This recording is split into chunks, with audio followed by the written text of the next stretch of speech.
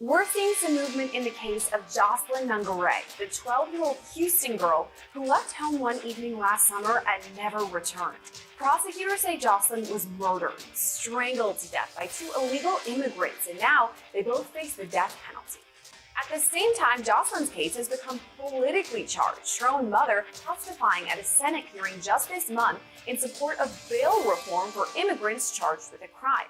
But the bottom line is Jocelyn's case is heartbreaking, no matter what side of the aisle you're on. We're taking a closer look at it now and all the latest updates, plus what's ahead for her case. First, let's start with Jocelyn. She was 12 years old, living in Houston with her mother, Alexis Nungaray, and her brother. On June 16th of last year, Jocelyn went into her bedroom, but instead of going to sleep, she snuck outside. Now, something I have to add here. Commenters on some of our past videos about Jocelyn's case have accused us of victim-shaming Jocelyn by reporting on this. Let's be very clear here. This 12-year-old girl did not deserve what happened to her. It's absolutely inexcusable and deplorable. But it is part of the story that Jocelyn snuck out. That's just what happened.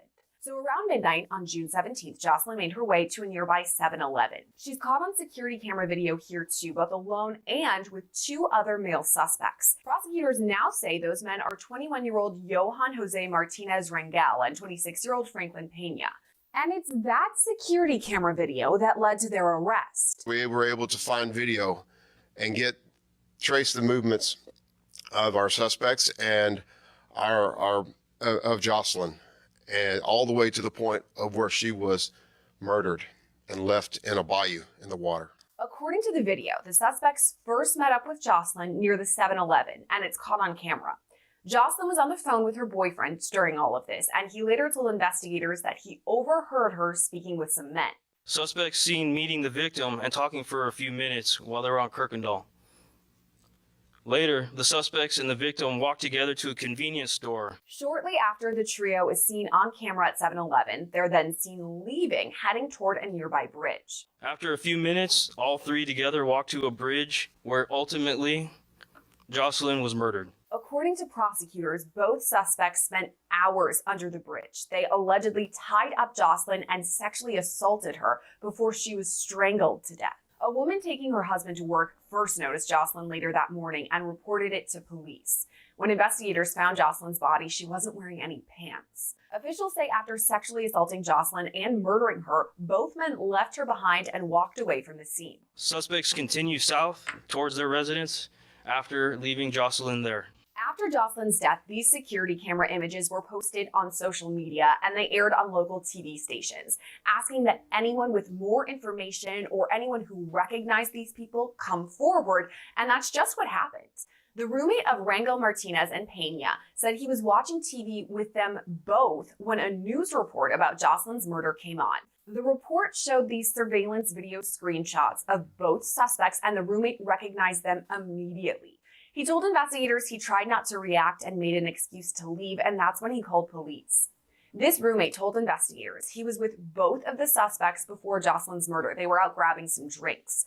But the roommate says he left before these two suspects went to 7-Eleven and first met up with Jocelyn. Around the same time as this info came in from the roommate, Peña's boss went to the Houston Police Department headquarters to report Peña had confessed the crime to him. The boss says he was giving Peña a ride home when Peña said he made a mistake after partying and that he hurt someone. The boss says he connected the dots when he saw the security camera screenshots and recognized Peña. On June 20th, both men were arrested at their apartment building. Investigators noted Martinez Rangel had bite marks and scratches up and down his arms when he was taken into custody. After that, both men started talking, and they both had different stories. According to Peña's story, he's saying he was an accomplice, and Martinez Rangel was the principal. Peña says after leaving the restaurant and bar, he and Martinez Rangel ran into Jocelyn. Court docs state, quote, Johan asked JN for directions to get back to their apartment. In the legal documents, Jocelyn is only identified as her initials JN. Now, Peña told investigators that as they were walking westbound on Rankin Road, he kissed JN on the lips. But things only got worse. Peña says he saw Johan, who was behind JN, wrap his forearm around her neck. Johan kept his forearm around the complainant's neck and walked her to the area under the bridge. Franklin stated that he saw Johan put JN onto her back.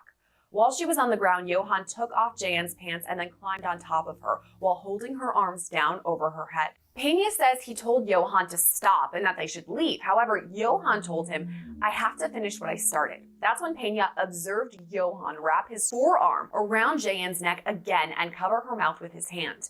Franklin stated that he observed that Jane was deceased and that Johan tied her hands and feet together.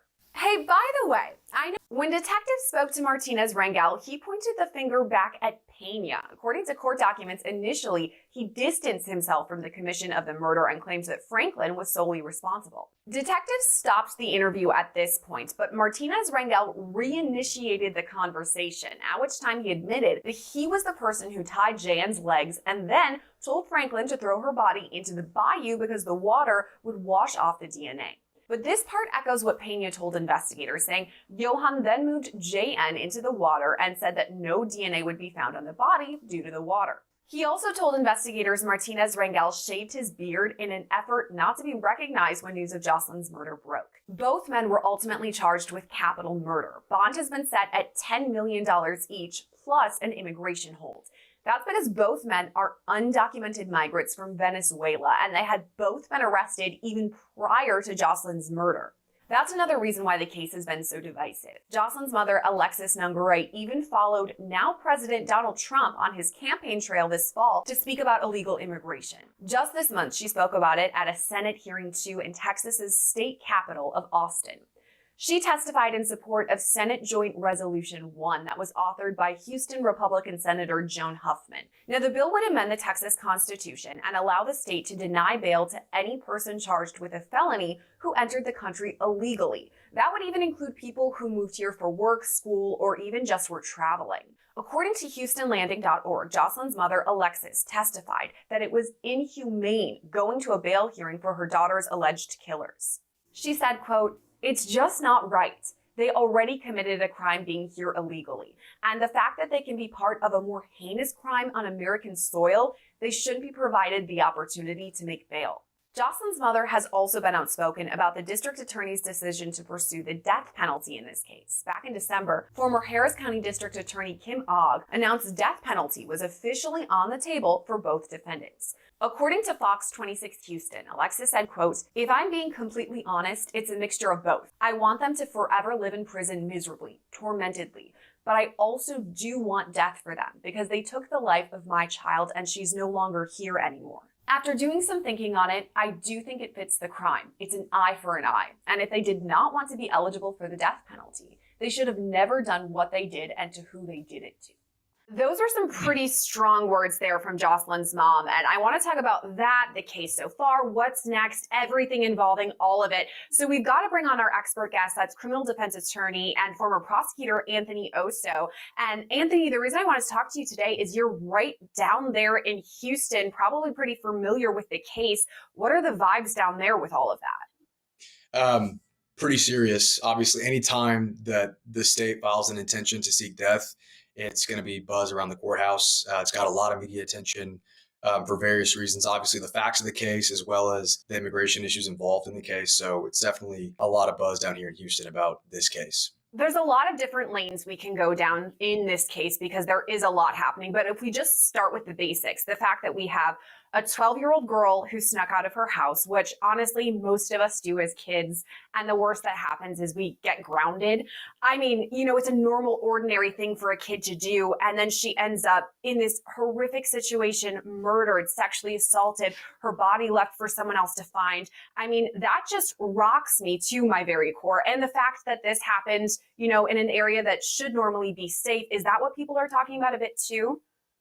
Yes, I mean, the facts of this case are gruesome. And so anytime you've got a crime against a child, and even more so a sexual assault that turns into a murder, that's definitely going to be what people are talking about. This was in the Greenspoint area of Houston, which isn't necessarily a safe area of town, but certainly people wouldn't expect for a 12-year-old that snuck out to ultimately be sexually assaulted and killed. So it's definitely, the facts are definitely something people are talking about down here in Houston.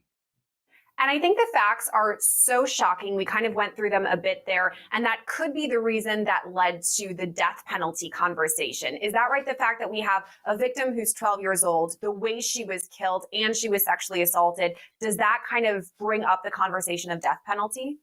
I think it does. Obviously, as we move into the future and there's a little bit more progressive ideals, I think that jurisdictions are moving away from the death penalty. But on the scale of what kinds of cases jurisdictions will choose to seek death on here in Texas, this is definitely the type of case where you would see a prosecuting office seek death. So certainly the facts are a component at play in that decision by the DA's office. So back when this happened in June, almost a year ago, I guess now, your then DA, Kim Ogg, said, we are thinking about the death penalty. We'll kind of keep you guys posted.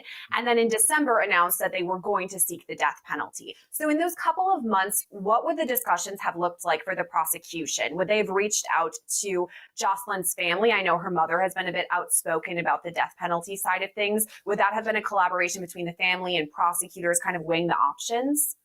Yes, it's a number of things, but you're right, Sierra. They're definitely going to talk to the family of the victim in this case and get their 2 cents. So there's a committee in Houston or in Harris County that will meet regarding cases like this, very serious capital murder type cases, and they'll look at a number of things, talking to the family, looking at the strength of the case, looking at the facts of the case and what the defendants are actually alleged to have done, and from time to time they will have discussions with the defense attorneys. Before coming to that decision to either seek death or not seek death in capital murder cases. Talking about capital murder too, we can talk about the death penalty as well, but capital murder a bit different from regular murder, if we're going to call it that. Why would that be the route that prosecutors took in this case? Because in this case, you have the commission of a felony going on at the same time. And so, for instance, the way that they pled the case is in two forms: that they were kidnapping Jocelyn and then ultimately killed her during the process of doing so, and then that they were committing sexual assault of Jocelyn and ultimately committed murder in doing so. That is what aggravates the case from first degree murder up to capital murder in Texas. I'm glad you explained all of that there, because it sounds like what we were talking about a bit before, with one thing after another kind of compounding each other with all of the facts of the case. So it makes sense. As far as the death penalty, though, we talked about what the discussions may have looked like leading up to their decision and announcement that that's what's going to happen. But how does that change the case as it moves forward to trial? Is it different than an ordinary case when the defendants would face just life in prison? Yes. Obviously, the stakes are extremely high for both the state and the defense. For the defense attorneys, they're representing someone, and ultimately the defendant's lives are in their hands. But it changes sort of the negotiation process that you would see in a first degree murder, where the state might make an offer of prison time, the defense might counter that offer, and ultimately they come to a plea bargain agreement or they go to trial. In capital murder cases where the state's seeking death, a defendant doesn't plead guilty to capital murder and accept the death penalty. There is going to be a trial. So I imagine that the defense will probably try to look for mitigating circumstances about these defendants to put that in front of the state's face and maybe attempt to get them to come off seeking the death penalty. But it definitely raises the stakes. What do you think is going to happen? Could the defense bring something so compelling that the state says, yeah, we're going to back off and we're not going to pursue death anymore? That's always a possibility. I have seen that happen. My dad's been practicing capital litigation for his entire career nearly, and so I've seen that before, but I can't say for certain whether that would happen here. It sounds like as of right now, they have filed an intention to seek death in these cases, and so I imagine that is the route they're going for right now. And I think part of it, honestly, may be the fact that this case is so politically charged, because we have these two defendants who are undocumented migrants here. And that brings up the subject of immigration. We now have Jocelyn's mother, who was going along the campaign trail with now President Donald Trump, talking about immigration and bringing up this story. And why we're talking about this story today, actually, is because she just testified this month in Austin about immigration. I mean, does that make it even more, I guess, a hot button topic, the fact that we have this really intense thing with immigration plus everything that happened to the victim? Yeah, it certainly does, Sierra. And I think to your earlier question of what goes into making the decision whether to seek death, I think while a big part of it here is the facts of this case. I think we have to at least look at the fact that there was an election going on and that there are politics behind the scenes that may have been an influential factor in the state's decision to seek death in this case. So it's definitely a hot button topic when you compile the political issues with immigration on top of this case. So we had the presidential election. Obviously, everyone knows about that. But in Harris County, too, you were telling me there was an election. So Kim Ogg initially was the DA and announced, yeah, we're going to go forward with the death penalty. But there was an election and now there's a new DA. So could that change things? Sure, certainly. The new district attorney could change his decision to seek death in this case. And there's a lot of things to keep in mind when going forward on the death penalty. That case is going to linger in the court system for decades through direct appeals and through writs of habeas corpus.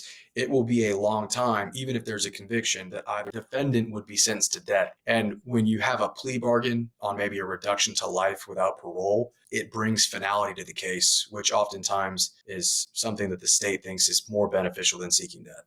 That is something we talk about a lot whenever we have a death penalty case, the fact that there could be many appeals and it could go on much longer than, as you said, the finality of life in prison without parole. Definitely an interesting topic at the very least to talk about. But we have talked a lot about the prosecution, the state, what they're bringing. I wanted to talk about the defense too. What do you think is up their sleeves? What are they preparing with right now as this moves forward in the court system?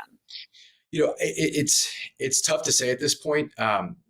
Obviously, I haven't been able to look at the entire or any of the defense file really, but I imagine that a lot of things they can do can be challenge search warrants in this case, challenge the scientific evidence in this case. For instance, the DNA that was present that allowed them to connect these defendants to the crime, witness accounts. But even deeper than that, and sort of in the pretrial process, I think that they'll probably do a deep dive into the childhood and decades leading up to this offense of both the defendants in this case to see if there are any mitigating circumstances. And possibly you see a lot of times in capital murder litigation looking for intellectual disability and things like that. So I imagine there are a lot of lawyers on both representing both defendants, and I imagine that both defense teams are making significant efforts both to attack the facts of the case as well as investigate mitigating evidence to try and negotiate better circumstances for these defendants. You brought up something that has been a question in my head kind of for a while because I've been covering this case since it happened back in June. And back then we reported that DNA was collected, but we didn't have any sort of definitive answer whether it was connected to one or both of the defendants. And in my research for an update on the case, I didn't see anything. I didn't see, yes, it was them. No, it wasn't. Is it possible that that's still being tested, or is it possible that the defense and the prosecution may know and they just haven't made it public? Because I know DNA is something that often prosecutors want to present and say, this person scientifically was here, something for the juries to hang their hats on, put the defendant at the location of the crime. I mean, what do you make of all of that? Oftentimes, Houston's a big city. There are thousands of cases in the system, thousands of cases which involve DNA at any given time. So it's not uncommon to see a backlog. It's not uncommon for DNA testing to take a matter of months to get completed. I know that there were some issues about a gag order and the parties not speaking publicly about the evidence in the case. And oftentimes you're not going to see the state or the defense really comment on specific pieces of evidence once they're in the pretrial process, because their main focus is maintaining a relationship with the other party involved and advancing the ball for their client. And also for the state's perspective, they want to keep their cards close to the vest. They have to disclose the evidence, but it's not uncommon for them not to put it really in the media.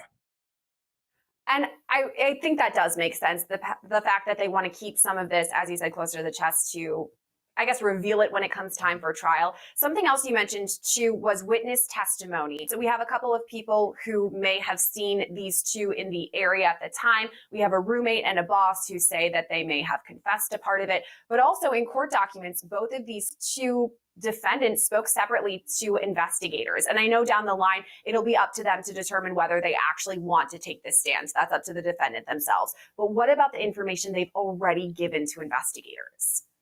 Well, that poses difficulties for the defense team. And especially when it comes to deciding, a defendant has the right to testify, but their attorney is going to advise them whether they think that is a good idea or bad idea. And when they take that stand, any deviation from prior statements made to law enforcement can be used to impeach them through a prior inconsistent statement, could call the credibility into question if they were to take this stand. So it's added difficulty. But in certain circumstances, it can provide a defense. I know that that would open them up to the cross exam too, because I'm sure the defense attorneys would go through and say, here's what I'm going to ask, here's likely what prosecutors are going to say, but you never really know what exactly is going to happen.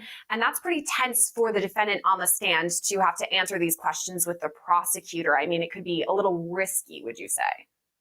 Yes, I think that in a case like this, the district attorney's office is going to have some of their best prosecutors handling the case.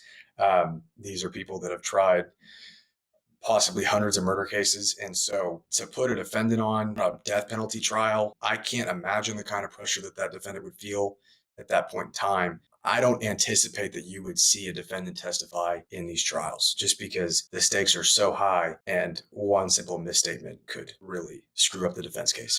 That's usually the way it goes. I just always have to wonder what's going on behind the scenes if we, watching the trial, could actually hear from them, because that's always what I'm interested in. We talked a bit about what the defense may be working on, wondering about the prosecution too. What do you see for the future of this case? Any sort of timeline or how either side is preparing? I think that it's going to be a long time before we see this case go to trial.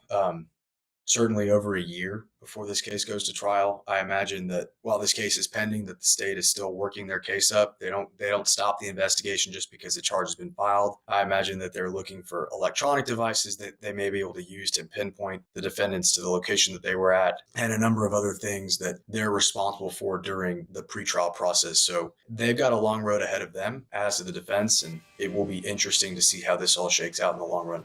One thing's for sure, this is a really intense case. And as you said, interesting to see how it's going to turn out. Anthony Osso, thank you so much for coming on with us and walking us through the case. Thanks for having us here.